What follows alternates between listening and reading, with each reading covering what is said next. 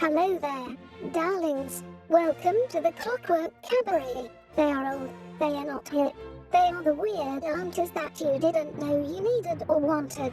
And now, for a friendly reminder, this show is for adults. That darling DJ duo, Emmett Davenport and Lady Attercop, drink cocktails, have potty mouths, and at least one of them was raised by wolves.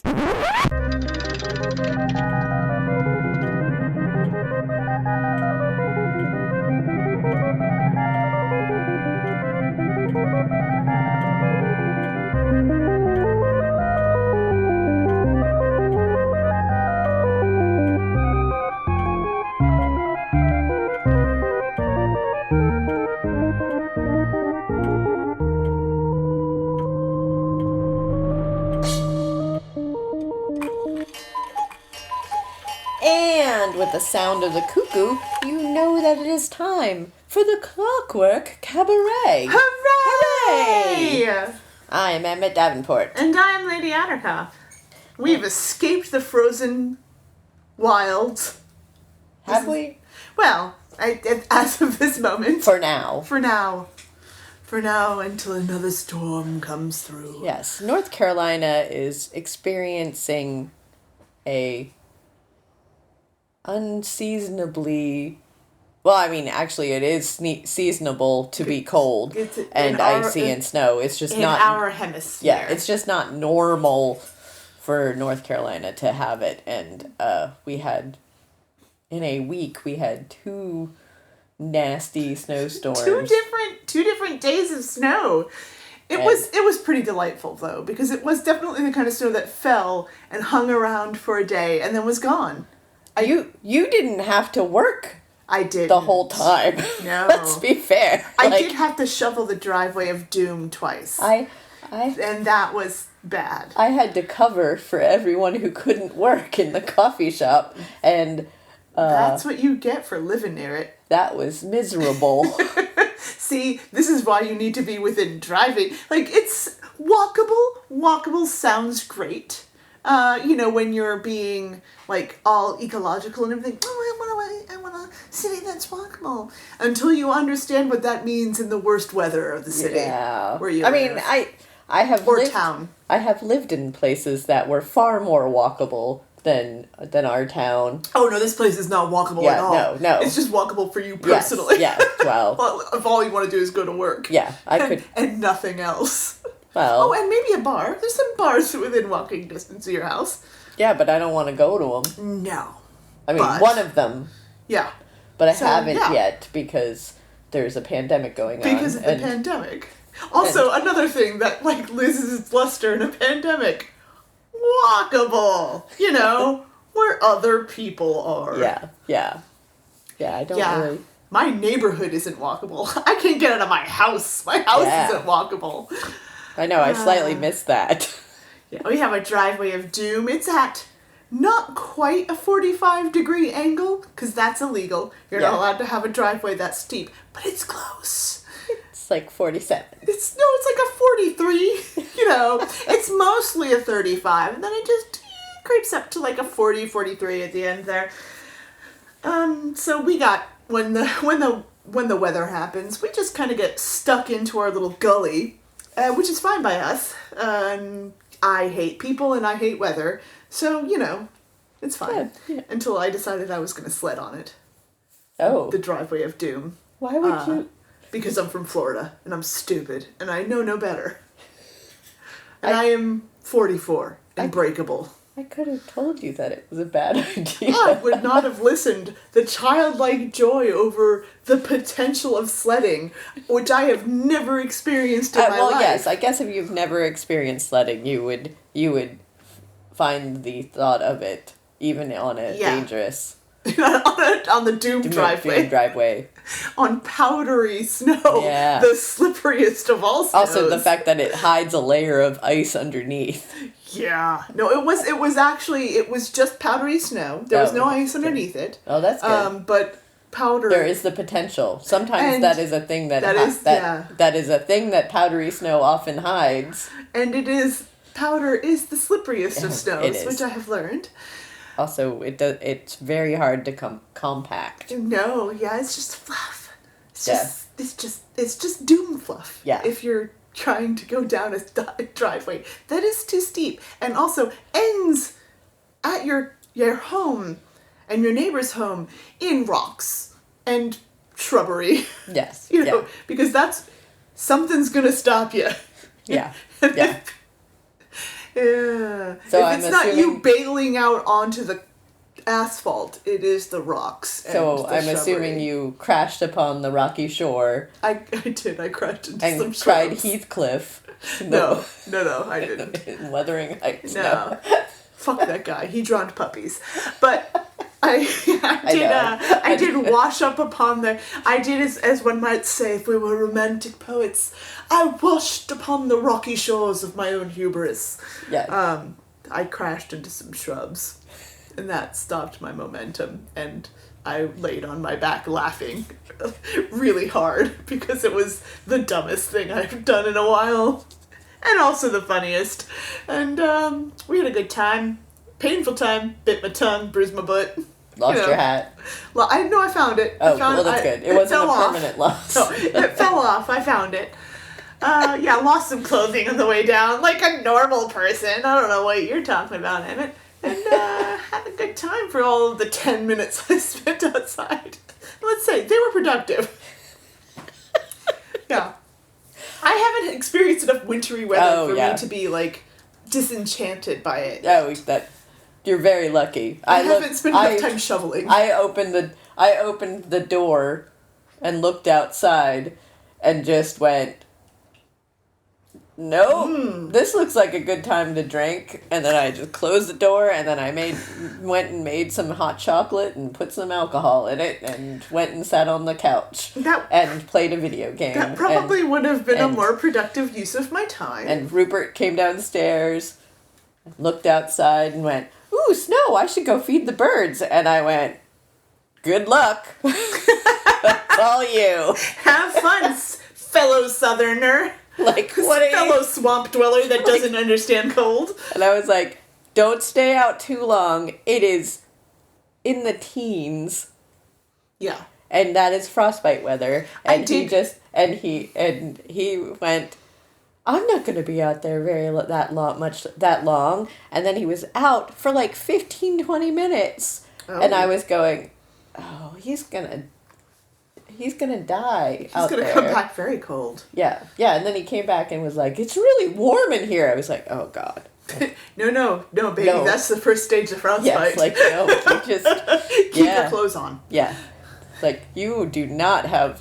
Yeah, I noticed what he was wearing when he went out there. It was not... There were not enough layers. You would be proud of us. We layered it up. Okay, good. We had leggings, an undershirt, a sweater, overalls, thick denim overalls. And on top of that, scarf, jacket, hat, gloves. Okay. We were good. Okay. We layered it up. Okay, and good. we also waited until it was not in the teens. Yeah. We waited until it was like 30. Yeah.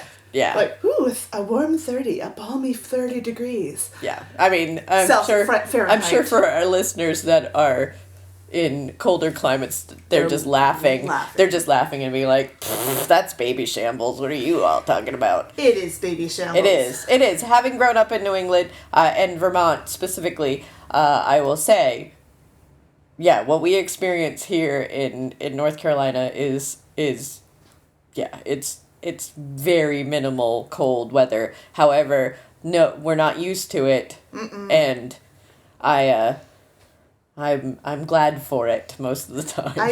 I did for a short period live in Montana, in a town that was in the foothills of the Rockies. And that was the kind of town that I lived across the street from the school, my elementary school where I went. I was very young. It was like, in first and second grade. And my mom used to drive us across the street to school because it was 70 below. And any exposed skin would get frostbite in the 2 minutes it took you to get from the front door of your house to the entrance of the school. So she would drive us in, across the street on wintry mornings because... Nasty. That's a dumb cold. Yeah. So I don't remember it, but I did at one point live in an area that could have potentially killed me. I lived in a lot of areas that could have potentially killed me. Yeah. That seemed to be a constant in my young life. I mean, I was born in the desert, and I'm allergic to mesquite. So technically, every area I've ever lived could kill me. Also, I have really a plethora of allergies. Most of them nature related, which just helps to, explain why I don't ever go outside. I'm more allergic to North Carolina than I was the swamp. Oh, see, I'm the opposite. Yeah. I actually was more allergic to the in the swamp. Like, that's where a whole bunch of my allergies flared up when I lived in Savannah. I actually am the only person I know who goes to pollutant-ridden South Florida and is like, oh, I can breathe. Pollutant 100% humidity South Florida is like, oh yeah, my lungs know how to contemplate this, okay. But not like, well, we live near Raleigh, and Raleigh is just as bad, so. Yeah. It's basically true. What we're saying is that the earth doesn't want us. The ocean rejects us. The humans are a blight on the planet, apparently. Oh, this is a very dark and realistic... And I say that, yeah, but you know what? Hey, you know what? What? Just because we're the cockroaches of the planet doesn't mean that we're not allowed to live and thrive. Hey, tapeworms, baby. Tapeworms do just fine. Am I saying that humanity is a tapeworm on the face of the planet? I'm just more worried that you're saying that about us specifically. No, I'm just talking about humans in general. Humans in general. I mean... Yeah, I personally feel like I'm going to outlive everyone just out of pure and entitled spite. I thought you were going to walk in the woods one day. I will. Someday, I'm just going to walk in the woods and let the wolves take me. But, make them put them put a silver alert on whatever meta. Yeah, whatever weird futuristic VR headset. Yeah, whatever weird future Amber Alert thing with silver alert or whatever it's going to be. Yeah, it's going to be Emmett Davenport, last scene walking to the woods. But I'm going to be like... Last scene, walking towards a wolf's I'm going to be flipping the bird to everyone I walk past as I go. Pretty good. And also, if you're looking to get devoured by an animal, wolves, it's not a safe bet. You know what you need to do? What? You want to be so morbid? We're going to get morbid. Okay. No, I didn't really want to be morbid, but... Pigs. Oh, I don't really... A pig will eat you in a heartbeat. I don't really want to walk towards a pig farm. Well, but if you want to get consumed by semi-wild animals, wolves are not going to eat you. Wolves are going to wait till you drop dead. Well, no, I will... So they're not going to help. Yeah, no, I'm not even talking... I'm not talking about, like, that I want something to... maul me. I'm talking about that I'm just going to go and let the life force drain from me, and then something else can consume It's probably, in North Carolina, it's probably going to be vultures. That's fine. And deer. That's fine. Deer are definitely going to come up and take a chomp. I'm fine with that. Yeah, but listeners, if you didn't know that... Yeah, no, pigs will eat you. Yes, but also deer... Given half... Oh, yeah, deer will eat you. Deer are opportunistic carnivores. Yeah, only if you've dropped dead first. Yes. So like... And there's no other food source. Or they need some calcium. Yeah. Same with squirrels. Squirrels will steal a skull off of your back porch. Ask me how I know. It's because she's Semicolon. Squirrels have tried to steal a skull that I was cleaning at the time off of my back porch, and they gnawed on it like the little bastards they are. But yes, jerks. Deer will take a chomp of an already dead animal. Pigs won't even wait for you to be dead. No. Yeah, like dogs and cats. That's why bacon tastes delicious. It's because pigs are evil. Yeah. They're also kind of smart. Yeah. That's why people don't have them as pets. Because dogs and cats won't eat you until you're actually dead and they have no other choice. Pigs will roll the odds. They'll go... No, this is a true thing. I know, but I've woken up... They'll go, you know what? They ain't coming back from this. In the and they'll just there's a whole town before you're dead. Yeah, no, that's a part of the whole and Hannibal. Is it a Hannibal Lecter thing? Yeah. Oh, I didn't know that. I just listened to a lot of true crime. In the second book, following Silence of the Lambs. He feeds. So Hannibal. No, well, one of the characters tries to feed Hannibal Lecter to a bunch of pigs. He's also already fed other people to the pigs. Yeah, because that's a way that people have gotten rid of other people in the past. Yeah. It's not... Yeah.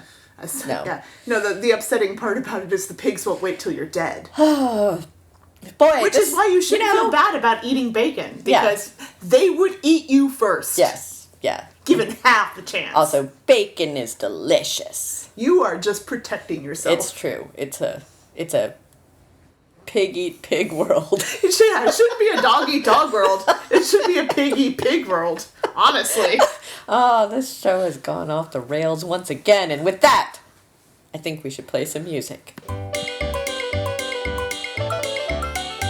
There was a bee, a pretty little bee. I see why you might choose it. I'd rather have a madman wasp, 'cause he plays all the music. Choose the Madman Wasp.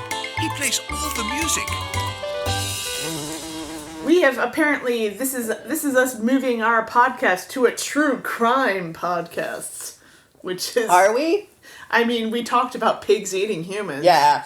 Yeah. And then we were talking about your cat eating you. Oh, yeah, well... Which sounds like a true crime kind of story. We didn't talk about that on air. No, but your cat wants to eat you. Yes, yeah. One of my cats likes to lick my head very, very profusely, preferably while I am asleep. See, that's the part that makes it weird. Yeah, and then, the other one will occasionally lick my fingers while I'm asleep, and I strongly suspect that is how I'm going to die. You think they're gonna kill you, or just that they're gonna eat your corpse? I don't know I think it's more of that I'm going to wake up and they're going to be munching. Oh. Now see... I might not die from it. But it's going to complicate whatever happens. Yeah, yeah. And, I mean, it's not like they're not fed at all. Like, I feed them. No, you have one that's a fat. One is very fat. He is very well fed, to the point of that fat shames him. Or fat shames me about him quite often. Look, it's not his fault. No, he had a really difficult childhood. He had a hard childhood. He didn't have, his mom abandoned him. He's got all sorts of issues. He was raised by dogs. He doesn't know how to eat properly. It's just, there's just a lot of... He's got a lot that's going on. He does. He's doing his best. He is, but... And honestly, if you don't have one skinny cat and one chonky cat, what are you doing? Yeah, Those are the cat rules. Yeah, it seems to be. Yeah, because I've got one skinny and one chonky. Yeah, yeah. It's a weird thing. And they're siblings. They grew up together, so there is absolutely no way that they didn't grow up in the same environment. And one is little skinny mini, and one is not so much chonky as beef. She is the beef cat, and that she's just solid. Yeah. Like, she's not a fat cat. She's just as solid, like Russian winter. Yeah. Yeah. Like a cat is. Yes. Solid like the Russian winter. And if I die, I fully expect that they will eat my remains. Yeah, well, Otto is the fat prince. Actually, as Rupert says, fat prance. Fat prance. Because he's southern. Because he's the fat prance. And then Max is a skinny ninja. Because he's gray and he disappears in all... Like, you could walk past him and wonder where he is. Because there is something about a gray cat that makes them absolutely invisible. Because it's not light enough to stick out, but not dark enough to... Yeah, and you just walk past and then... Yeah, and then you realize that you're staring right at him, and he's been looking at you very, very judgmentally for the last 5 minutes because you're wondering where he is, and then he disappears again. You haven't pet him in those 5 minutes, and now it's Too late. It's too late, and he disappears. See her skinny mini. And then he licks my head very weirdly. She does not disappear because she never shuts the hell up. Ah. So it's like if you walk into the room and you make eye contact with Tildy, she's already like, me, and yelling at you for who knows why. Sometimes she wants to go aside. Sometimes she just wants to yell. Does Mr. Decky talk to her? He talks to both cats. Yeah, but but does he talk to Tildy more? I thought Tildy was his favorite. No, they are our children, and we would never have favorites. Tildy is totally his favorite. Yes, yeah. So he talks to Tildy more. Tildy's because she talks back. Yes, I suspect. Yeah, well, and also the talking is a learned behavior that humans have taught cats. And she has learned the lesson very well. Yeah. Soya doesn't talk back. Yeah. Because she's strong and stoic, like the Russian Miento. Yeah. But no, we actually knew she was sick once because she had shut the fuck up for change. Oh. She wasn't following us around yelling. Talking. Like, hey, what are we doing? Where are we going? What's up? And we're like, oh no, she's being quiet. And then she borfed and attacked her sister, and we were like, wow. Better take her to the vet, because this is unusual. And it's weird when you have to go to the vet and hand them your cat. And you're like, yeah, my cat wasn't yelling at me while I was in the bathroom. And that's really unusual to make them understand. Like, no, you make eye contact with this cat. And she's like, meow, meow, meow. It's like, so she wasn't doing that. And that's weird. Well, and is it cancer? It's cancer. No. Well, no, that was what I thought immediately. Well, and supposedly, if you read a bunch of true crime and serial killer books and things, supposedly one of the signs that you are not a serial killer is that you have a empathic relationship with pets. You have an unhealthy relationship with your pets because you've been locked in the house with them for 2 years during a pandemic. Yeah, but that's a sign that you're not a sociopath or a psychopath. And listeners, you could prove me wrong, but that's actually outing you as a potential psychopath and serial killer. So it's a win-win in our mysterious, super new true crime show. True crime show. We are recording this in Pittsburgh, and there was a person wandering around that we did not recognize, and we were definitely like, "Who's that? What are they doing? Huh? Who's that now?" We're not going to get murdered, not on our watch. No, I think we are both hyper-vigilant. I cannot shake living and I'm sure you're the same way, being from a bigger area with a higher crime rate and a more aggressive, shall we say, populace? Yeah. Just in general. Like, I can't turn that, like, what is that car behind me? How long have they been following me? Why are they following me? I'm going to turn into here and see what they do. I mean, because I can't. And what's weird is that it wasn't until I moved to the South that I actually lived in a large populated area. Previously... Oh, good. Because you got a special kind of crazy, is what you're saying. No. What I'm saying is that I still had that when I lived in Vermont and New Hampshire, like in New England, where the population is much smaller. Like, I'm a part of that might be because I grew up in a town that had an actual serial killer, and that'll do it. Yeah, and finding that out I think it was my sophomore or junior year of high school when I found that out. That was a little what? And also, why did no one tell me this? I mean, I lived in South Florida through the 80s and 90s, so that's my excuse. And also, actually knew a person that killed their significant other. Ooh, that's personally. Terrible. Yeah. That'll wreck you in some interesting ways when you're young. Yeah, but I know that I know that there is that whole level of, like, being paranoia or and hyper-aware. vigilance. Well, yeah, Hypervigilance. and I remember going to New York City with a group of people from the area, and I being the one that had, being the small town Vermonter, having to tell the New Yorkers how to behave in New York City. Don't look at the map on. Don't. What are you doing? Why are we standing looking at the map in the middle of Grand Central Station? No, we go up to the surface and then figure out where we need to go. And then we sneak furtive glances at it from the side so nobody knows we're looking at the map. Yeah, don't look like you don't know where you're going. How do you not know this? Like, That's rule one. Like, you just walk confidently, lost as hell. Yeah, like... I got lost in Baltimore once. Granted, it was broad daylight, downtown. I was not in any danger. But I was super dang lost in Baltimore, trying to get from the train station to... Well, from the bus station to the train station that would take me to the airport. And just utterly lost with luggage. That was the part that I didn't like. I had luggage. There's nothing that makes you look more like a tourist than hauling luggage around. And also, it was a very, I was white and this area of Baltimore was not. So I already stood out like the pale, freckly beacon I was.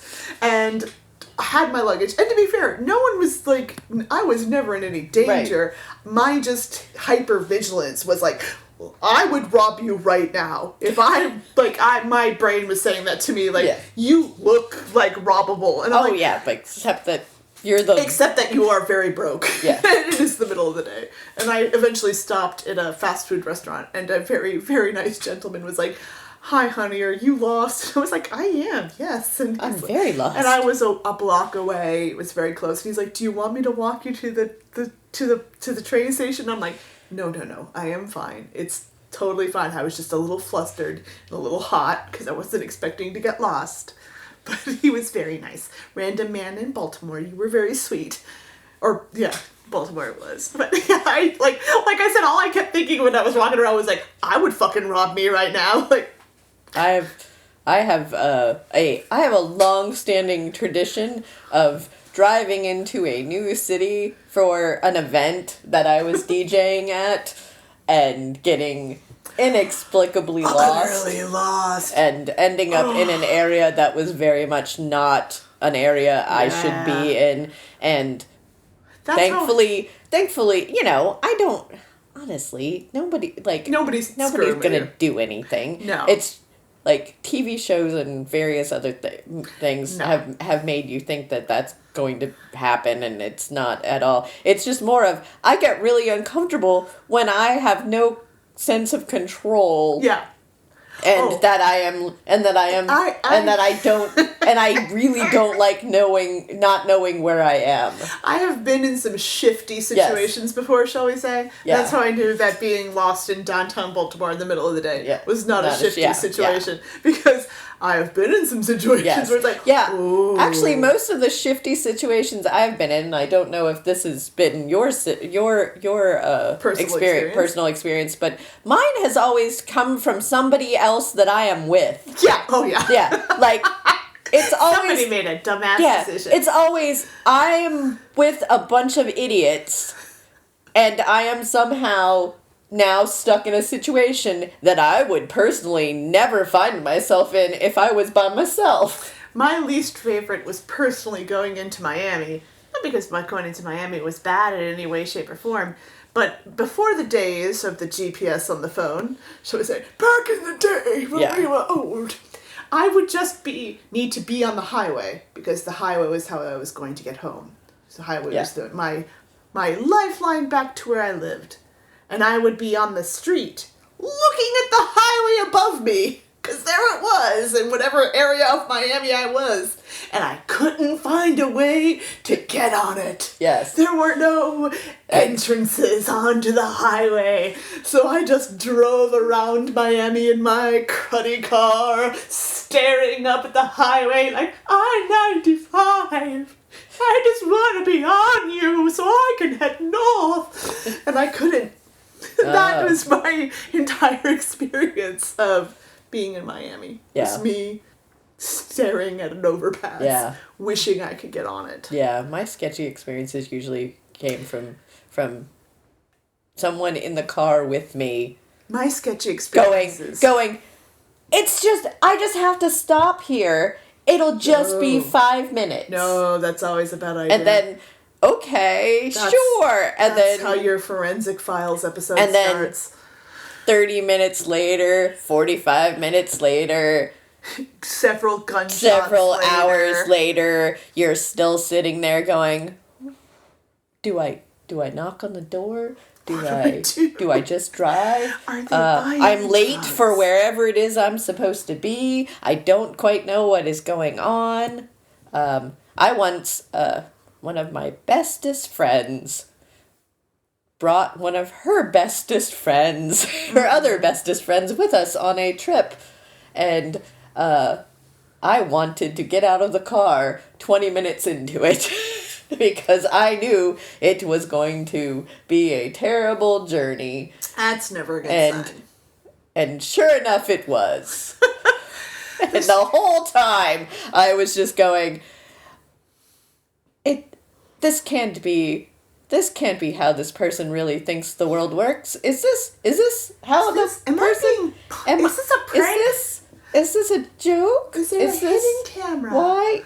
Oh, wait, I've gotten in the car with people far younger than me who have never experienced other hot people, I guess. I don't know what I have done, except that I trusted that someone else could drive. That's always a mistake. I have since learned that I am always to be the driver. That says something, because you have trusted me to drive a couple of times when we have done a road trip. Yes, but only in the city, though. I have driven to get only when they were tired. Yes, I have driven to the place. Yes, and then it's city driving, and they're like, "I'm not aggressive enough," and I'm like, and I'm like, "Oh, my time has come." Yeah, no, that's hold on. Those Miami instincts are kicking back in. Yeah. I gotta get on the highway. Yeah. There it is. There's the overpass. I need to get on. I'm gonna make a way. Yeah. Yeah, no, I'm not. No, letting you drive is different, because I trust you to get us home. Like, usually the situation is, I am tired because it has been a long day and I have driven most of the time, and then it's I need a break. I'm going to let Lady Attercop drive. These Atlanta drivers are going to raise my blood pressure. Yes. I'm going to let somebody else yell at them for a while. Yeah, but it's also the fact, like, I know you want to get home just as much as I do. I do. I'm also not going to take any weird detours. Yes. Also, I know that you have pets at home. I do. I've got two. You have Mr. Ducky is in the vehicle usually. I'm not going to murder him. Yeah, like you know. I'd have to date again. Yes, exactly. That would just be a disaster there's a lot of things that make me feel like, no, it's okay. She won't murder us. Yes. Probably. I feel like, unless it's a predetermined thing beforehand. Like, if we have decided that this is our death pact and it's time to... Oh, that wouldn't be how I do it. Don't worry. Okay, cool. I mean, not in a vehicle that could be traced back to me in any way. Well, it's a death pact, so I'm assuming that we have agreed upon the circumstances to which our death is happening. I feel like there's going to be a handshake and there's going to be a... So we're Thelma Louising it as opposed to... Oh, yes, yeah. I feel like this is in a prearranged... No, you should keep thinking that. Okay. Absolutely. Okay, well, it's not going to... Because, That's not how... Remember how I had empathy with the pets before? Yeah. Yeah, no, you should keep thinking that. That's fine. Oh. Definitely not anything to worry about. Okay. Definitely not a thing about... No. What? Ah, hi, this is the Clockwork Cabaret. If you're just tuning in, This is this thing we do. We put together a playlist every week of vaguely steampunk themed music, and we have a little bit of fun banter, and we invite you in and have 2 hours worth of conversation and music with us. And we would love it if you would, rate and review us on every place you could on the platform in which you're listening to this, Apple Podcasts or Stitcher, or I think you can do them on Spotify now. Don't tell Spotify we're there. Shh, shh, shh. It's a secret. It's like a murder plot that you might have deep in your heart that you don't tell other people about, because that could be used against you later in court to prove premeditation. You shouldn't do that. So don't worry about it. Just give us 5 stars. I'm a little concerned about everything now. You shouldn't be. Okay, excellent. Did you remember when I talked about my cats and how much I love them and how that proves I'm not a sociopath? That's not something someone could fake. Oh, no. Ever. Especially not in an audio format.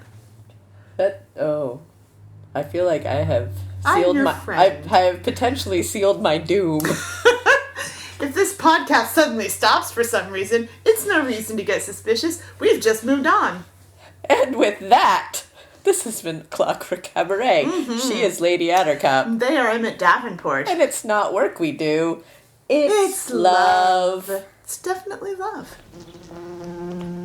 This is Mad Wasp Radio, home of the hits.